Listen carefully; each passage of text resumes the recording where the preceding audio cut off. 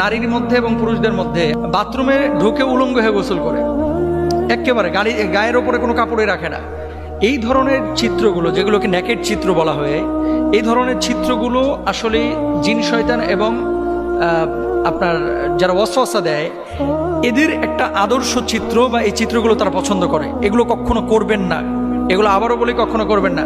Pant পরে ঢুকেছেন বা লুঙ্গি পরে ঢুকেছেন, ওটা পরে আপনি গোসলটা করবেন ইনশাআল্লাহ তাআলা।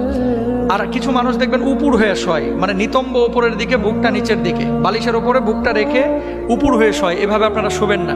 এই ধরনের শোয়া যারা অবলম্বন করে, বদজিনের আসর এবং বোবা জিন তাদেরকে বেশি ধরে। এটা রাসূল আকরাম সাল্লাল্লাহু আলাইহি ওয়াসাল্লাম পছন্দ করেন নাই, আপনারা খেয়াল করবেন। এবং যখন বাথরুম থেকে বের হবেন তখন গুফরান একা পড়বেন। আর বিশেষ করে সন্ধ্যাবেলায় আপনারা জানালাগুলো লাগায় রাখবেন। সন্ধ্যাবেলায় যখন মাগরিবের আজান হবে তার আগে আপনারা জানালা লাগায় দেবেন। আপনারা কি করেন, জানলাটা লাগান কখন? রাত 10টার পরে, অথবা মশা আসলে লাগান, তাছাড়া লাগাইতে চান না। পোকা আসলে লাগান, কিন্তু পোকা মশার চাইতে বড় শয়তান হচ্ছে জিন, যারা বদজিন, এগুলো আপনার ক্ষতি করতে পারে, এটা খেয়াল রাখবেন। 3 নাম্বার আসেন,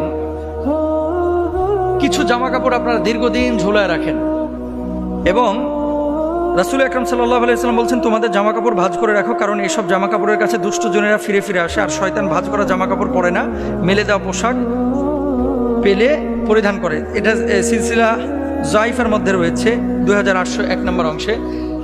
মেন কথা হচ্ছে, আপনি যখন কোনো পোশাক পরছেন, এই যে আমি আজকে জুব্বাটা পরেছি, নিয়ে যে আমি ঝুলায় রেখে দিলাম, 7 দিন 8 দিন এটা আর পরি না, এই পোশাকগুলোর মধ্যে ঘাম থাকে, অপবিত্র জিনিস থাকে, অথবা ময়লা আবর্জনা থাকে। এই পোশাকগুলো জিনদের, মানে বদজিনের একটা আদর্শ পোশাক, এগুলো তারা পছন্দ করে, এগুলোর উপরে প্রভাব ফেলে। আচ্ছা, আরেকটা বিষয় আপনাদেরকে বলি, অনেকে চর্বি আপনারা খেয়েছেন, খেয়ে হাতটারে আপনারা গামছার সাথে মুছে তারপরে রেখে দেন, এগুলো করবেন না। যেখানে চর্বি, গরুর গোশত খেয়েছে, টিস্যু দিয়ে মুখটা মুছে টিস্যুটা আস্তে করে ওই বিছানার কোনায় ফেলায় থুয়ে দেয়, এগুলো জিনের খাবার, এবং জিনেরা এগুলো পছন্দ করে। হাড্ডি চুষে নিহারি খেয়েছে, নিহারির হাড্ডিটাকে নিয়ে যে কি করে, আস্তে করে ওই যে বেডরুমে ঘুমায় এর জানলার পাশে নিয়ে যে ফেলায় থুয়ে দেয় কাঁঠাল তলায়, এগুলো করবেন না। যেই ঘরে যত বেশি ছবি, পুতুল এবং মূর্তি থাকবে, সেই ঘরে জিন তত বেশি ঢুকবে, বদজিন, খারাপ জিন, রহমতের ফেরেশতা ঢুকবে না, এটা খেয়াল রাখবেন ইনশাআল্লাহ। আপনাদের